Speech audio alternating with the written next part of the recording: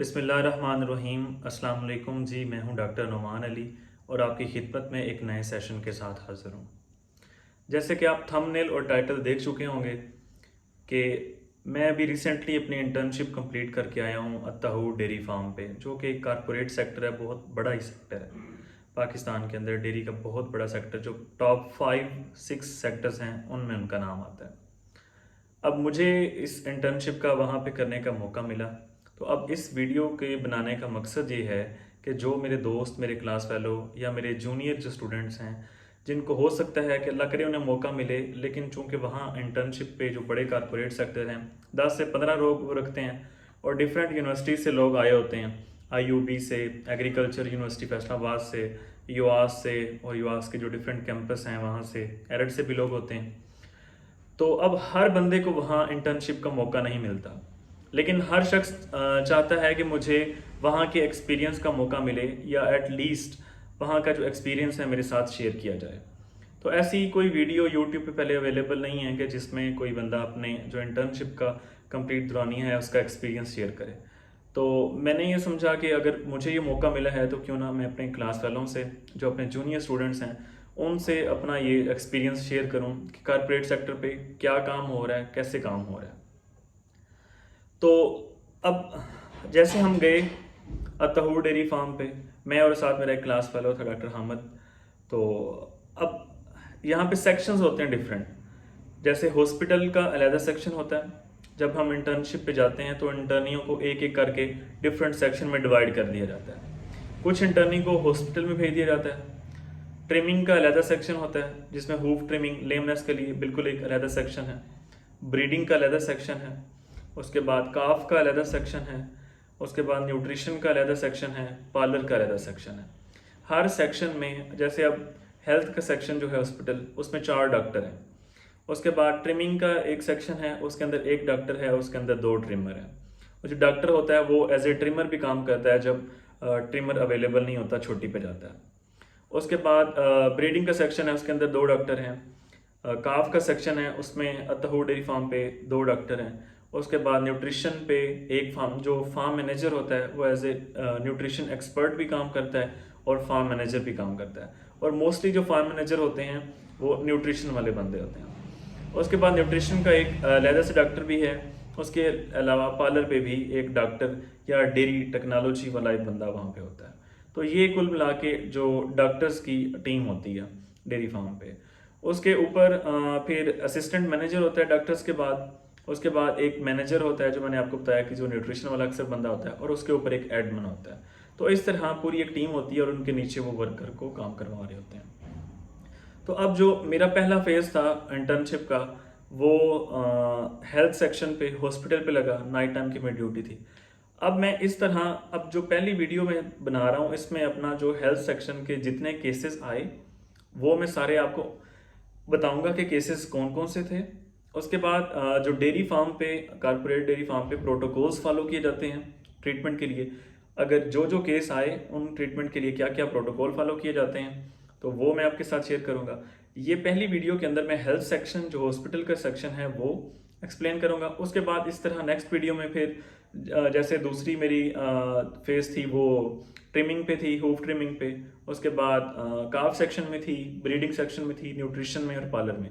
इस तरह एक एक करके मैं आपको चीज़ें एक्सप्लेन करता जाऊंगा।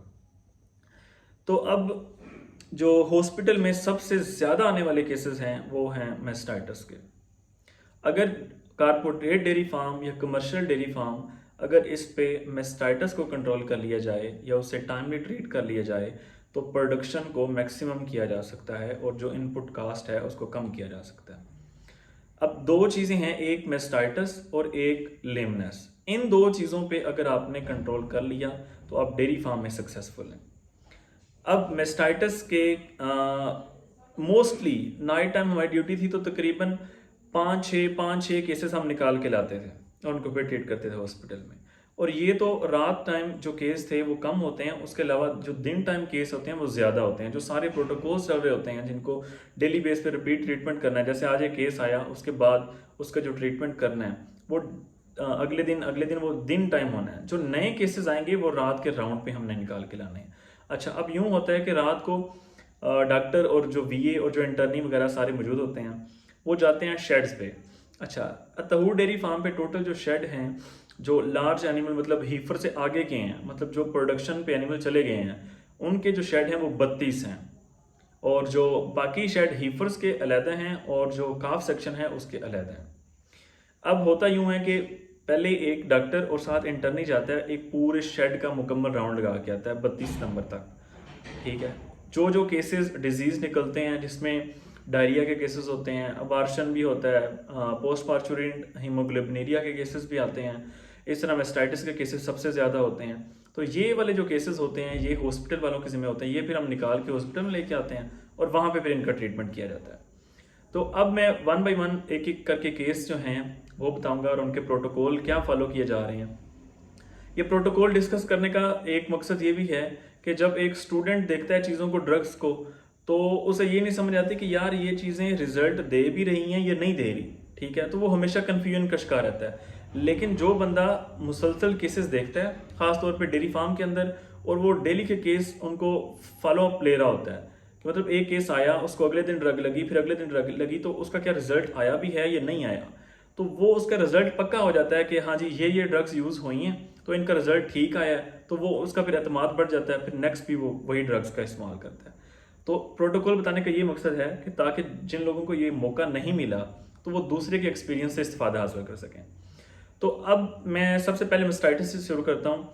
अब मेस्टाइटिस के जो कास्टिव एजेंट हैं वो हैं इन्वायरमेंटल बैक्टीरिया, जिनमें streptococcus, staphylococcus bacteria, E coli bacteria और उसमें कुछ लैक्टोज फर्मेंटिंग ऑर्गेनिजम्स भी हैं जो मेस्टाइटिस काज करते हैं। अब डेयरी फार्म के अंदर मेस्टाइटिस की भी 3 टाइप्स हैं जो डेयरी फार्म में शो हो रही होती हैं, जो जिनके केसेस आ रहे होते हैं। अब जो सबसे ज़्यादा केस आते हैं वो हैं सिंपल मेस्टाइटिस के। उसके बाद जो दूसरे नंबर पे आती है, अगर इससे मेस्टाइटिस से थोड़ा स्वेयर आगे हो, तो वो होती है कोलीफॉर्म मेस्टाइटिस। उसके बाद आती है टॉक्सिक मेस्टाइटिस। अब मेस्टाइटिस क्या है, कोलीफॉर्म मेस्टाइटिस क्या है और टॉक्सिक मेस्टाइटिस क्या है। सादा सिंपल मेस्टाइटिस के अंदर दूध के अंदर फ्लैक्स आएंगे, आप स्ट्रिपिंग करेंगे टीट्स की, आप हाथ के ऊपर स्ट्रिपिंग करेंगे, आपको हाथ के ऊपर ही फ्लैक्स नजर आएंगे। अब फ्लैक्स किस तरह के होते हैं, सादा जुबान में अगर हम लस्सी को चाटी के अंदर हिड़कें और उसके अंदर से हम मक्खन निकाल लें, लस्सी निकाल लें, जो छिड्डी बच जाती है जिस तरह की, वो इस तरह के फ्लैक्स दूध के अंदर आते हैं। या जब दूध के ऊपर मलाई आ जाती है, बिलाई आ जाती है, उसको हम उतारें और छोटे छोटे छोटे फ्लैक्स जब दूध के अंदर उसके बिलाई के रह जाएं तो उसको हम हाथ पे डाल के देखें तो वैसे फ्लैक्स हमें नजर आते हैं। तो ये है सादा मेस्टाइटिस, सिंपल मेस्टाइटिस। इसमें इतनी घबराने की ज़रूरत नहीं है। इसमें हमने सादा ट्रीटमेंट ये करना है कि इसके अंदर जानवर साइंस एंड सिम्टम्स ये शो होंगे कि जानवर को टेम्परेचर होगा, जानवर ऑफ फीड हो जाएगा, और जो जानवर का अडर है हैवाना, उसे हम हाथ लगा के उसकी कंसिस्टेंसी चेक करेंगे तो वो हार्ड हो चुका होगा। तो हार्ड वही चेक कर सकेगा जो कि नॉर्मल अडर की पहचान जिसे है, जिसने नॉर्मल अडर को टच किया हुआ। नॉर्मल अडर ये होता है बिल्कुल सॉफ्ट, और अगर हम उसे प्रेस ऊपर उठाएंगे तो आराम से हाथ से उठता जाएगा, बिल्कुल सॉफ्ट, हाथ उसके अंदर प्रेस होता जाएगा। लेकिन जो मेस्टाइटिस का अडर है वो काफ़ी भारी हो चुका होता है और टेक्सचर उसका हार्ड हो चुका होता है।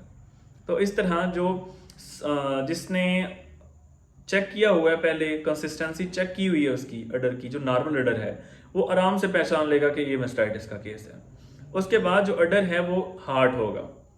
नॉर्मल अडर जो होता है वो इतना हार्ड नहीं होता, लेकिन मेस्टाइटिस वाला अडर क्योंकि टेम्परेचर भी जानवर का हाई हुआ होता है तो जानवर का अडर हार्ड होता है। उसके बाद हम स्ट्रिपिंग करके चेक करेंगे तो उसमें फ्लैक्स आएंगे। तो ये खाली मेस्टाइटिस की पहचान है। इसके अंदर हम क्या करेंगे, इसके हम अंदर इतना एग्रेसिव ट्रीटमेंट नहीं करेंगे। एक हम नसैड लगाएंगे, ठीक है, non steroidal anti inflammatory drug, जिसके अंदर हम लॉक्सिन का यूज़ कर सकते हैं। इसके अंदर कीटोप्रोफेन आती है, मिलॉक्सिकेम आती है। तो ये नसैड का ग्रुप है। मोस्टली ये 3 जो ड्रग्स हैं इसमें कीटोप्रोफेन और लॉक्सिन का इस्तेमाल ज़्यादा होता है। फिनाइलबुटाजोन का इस्तेमाल भी होता है, लेकिन ये लॉक्सिन और कीटोप्रोफेन इसका इस्तेमाल फार्म के अंदर ज़्यादा होता है। तो ये होगी एक नसैड। उसके बाद हम एक एंटीबायोटिक ब्रॉड स्पेक्ट्रम का इस्तेमाल करेंगे, जिसके अंदर हम अमॉक्सिसिलिन यूज़ कर सकते हैं, पेनिसिलिन यूज़ कर सकते हैं, इसके अंदर हम ट्राइबरसन यूज़ कर सकते हैं, एनरोफ्लॉक्सासिन यूज़ कर सकते हैं। उसके बाद TG65 के नाम से ड्रग आती है जो कि हम डेयरी फार्म पे ये यूज़ करते रहे हैं। टाइलोसिन और जेंटामाइसिन और इसके अंदर एक और एंटीबायोटिक है, तो ये इस्तेमाल इसका काफ़ी होता है मेस्टाइटिस के अंदर। उसके बाद सेफ्टियोफर का बेहतरीन रिजल्ट है, ये हम यूज़ कर सकते हैं। तो पहले हमने जो स्टार्ट हम डेयरी फार्म पे करते थे वो TG65 से, एंड्रोफ्लॉक्सासिन से और सेफ्टियोफर से। सिंपल मेस्टाइटिस के अंदर ये ड्रग हम तकरीबन 3 से 4, अगर ट्रीट नहीं हुआ तो 5 दिन तक यही ट्रीटमेंट करते थे तो जानवर ठीक हो जाता था। ये तो हो गया एक एंटीबायोटिक, और साथ हमने नसैड यूज़ की जिससे टेम्परेचर कम हो जाएगा, जिससे इन्फ्लेमेशन जो। अच्छा, एक बात और मैं बताना भूल गया साइंस में कि जो अडर है वो रेडिश हो जाएगा। नॉर्मल अडर इतना रेडिश नहीं होता, लेकिन मेस्टाइटिस वाला अडर जो काफ़ी वो पिंकिश हो जाता है, पिंकिश हो जाएगा, हार्ड इन टेक्सचर हो जाएगा, हार्ड हो जाएगा। तो ये जो है साइन सिम्टम्स शो होंगे। एक एंटीबायोटिक हमने लगा ली, एक नसैड लगा ली, उसके बाद जानवर की इम्यूनिटी को बूस्टअप करने के लिए हम एक इंजेक्शन आता है वी सेल के नाम से, जिसमें विटामिन ई और सेलेनियम होता है। ठीक है, अब जो जानवर जिसका वजन डेयरी फार्म के अंदर मोस्टली जानवरों का वजन जो था वो 600 से 700 kg। अच्छा, ये होल्स्टिन अमेरिकन फ्रीजियन जो है अत्तहूर डेयरी फार्म पे ये वाले जानवर रखे हुए हैं, प्योर अमेरिकन फ्रीजियन के जानवर हैं।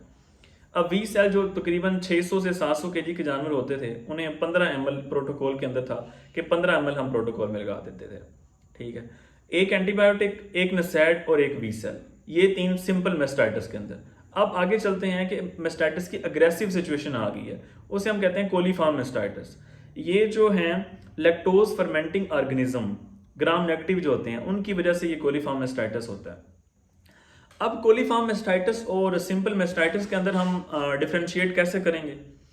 वही सारे साइन सिम्टम्स हैं, लेकिन जानवर का अडर हार्ड हो जाएगा और क्या नाम है, टेम्परेचर जानवर का हाई होगा, ऑफ फीड होगा, जानवर डल सा होना शुरू हो जाएगा। उसके बाद अगर हम जानवर की स्ट्रिपिंग करेंगे, स्ट्रिपिंग होती है जानवर की पहली धार निकालना, पहली धार हम निकालेंगे तो जैसे हमने सिंपल मेस्टाइटिस में बताया कि फ्लैक्स आएंगे दूध के अंदर, यहाँ फ्लैक्स नहीं आएंगे। यहाँ जो दूध है वो वाटरी स्ट्रा कलर का वाटर होगा, पीले कलर का हल्का हल्का, जैसे ये डब्बों वाला जूस आता है उसमें से जूस थोड़ा सा निकाल के हम देखते हैं तो हल्का सा येलोइश कलर होता है, स्ट्रा कलर। इस तरह का कलर का प्योर जो वाटर अगर निकले तो उसे हम कहेंगे कि ये कोलीफॉर्म मेस्टाइटिस है। ये मेस्टाइटिस से थोड़ी सी आगे की सिचुएशन है। अब हमने क्या करना है, तो इसके लिए वहां पे एक प्रोटोकॉल सेट हुआ है, जो प्रोटोकॉल वहां पे फॉलो हो रहा है मैं आपको सिर्फ वही बताऊंगा। अब इस प्रोटोकॉल में हम लोग ये करते थे कि नॉर्मल सलाइन लगाया 1000 ml, उसमें हमने ट्राइक्योर, इसके अंदर लक्सिन है, नसैड है ये। अब ट्राइक्योर उसके अंदर 20 ml हमने लगा देनी है इंट्रावेनस। पहली बोतल होगी 1000 ml की जिसके अंदर ट्राइक्योर डालना है, दूसरी बोतल होगी उसके अंदर हमने 1000 ml के अंदर 50 ml हमने डाल देना है ऑक्सी टेट्रासाइक्लिन 5%। कोलीफॉर्म मेस्टाइटिस के अंदर जो बेहतरीन रिजल्ट है वो है ऑक्सी टेट्रासाइक्लिन का।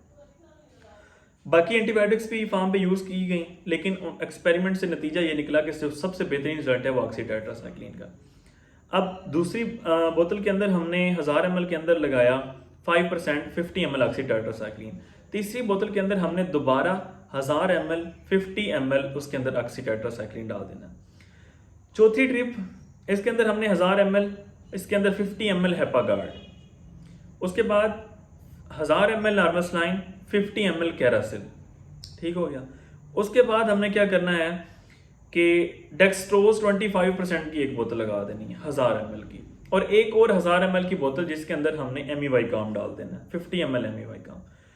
तो जब हम फील्ड के अंदर ट्रीटमेंट करते हैं तो हम ज़्यादा से ज़्यादा क्या देख रहे होते हैं कि जो डॉक्टर या पैरावेट्स हैं वो 1, 2 या 3 बोतल बस, इसके अलावा ख़त्म। चाहे जानवर जितना भी डिहाइड्रेटेड है तो जानवर की वो 1-2 बोतल, अगर एक 600 kg का जानवर है और डिहाइड्रेशन उससे ज़्यादा हो गई है या वो टॉक्सिक मेस्टाइटिस की तरफ जा रहा है तो 1-2 बोतल तो कोई काम नहीं करती। तो अकॉर्डिंग टू बॉडी वेट हमने जो फ्लूइड थेरापी है उस पर जाना होता है।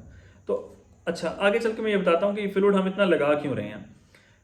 अब ये टोटल 7-8 बोतलें जो हमने नॉर्मल सलाइन की लगाई, उसके अंदर हमने पहले ट्राइक्योर डाला, उसके बाद हमने ऑक्सी टेट्रासाइक्लिन डाली, हेपागार्ड डाला, लिवर टॉनिक है ये, कैरासिल हमने डाला, ठीक है। उसके बाद हमने एक डेक्सट्रोज की बोतल लगाई 25% की, ताकि उसकी एनर्जी मेंटेन हो जाए। उसके बाद हमने वी सेल का विटामिन ई और सेलेनियम का जो इंजेक्शन है, वी सेल के नाम से आता है, 15 ml हमने वो लगा देना है। उसके बाद एंड पे हमने 1000 ml की बोतल और लगानी है, जिसके अंदर हमने 50% NaCl डाल देना है।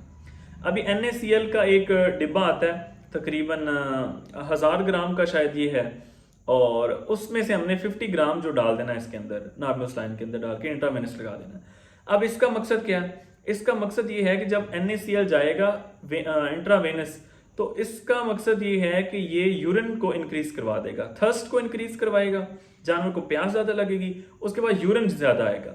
यूरिन ज्यादा आने का मकसद ये है कि जानवर जितना यूरिन ज्यादा करेगा, उतना जो अंदर टॉक्सिन्स हैं वो यूरिन के थ्रू बॉडी से रिलीज हो जाएंगे। तो यूरिन जितना ज़्यादा करवाएंगे, उतना जानवर जल्दी जो है वो ट्रीट होगा। तो ये था मेस्टाइटिस और कोलीफॉर्म मेस्टाइटिस। इसके बाद जो नेक्स्ट लेवल है मेस्टाइटिस का, वो है टॉक्सिक मेस्टाइटिस। इसके अंदर जानवर के बचने के चांसेस मुश्किल होते हैं, लेकिन इसके अंदर जो मोस्टली कोलीफॉर्म मेस्टाइटिस के अंदर ट्रीटमेंट किया गया है, यही ट्रीटमेंट जो है वो टॉक्सिक मेस्टाइटिस के अंदर किया जाता है तकरीबन। और इसके केसेस वैसे कम आते हैं डेयरी फार्म पे, ज़्यादा जो केसेस आते हैं वो सिंपल मेस्टाइटिस के और कोलीफॉर्म मेस्टाइटिस के। उसके बाद जो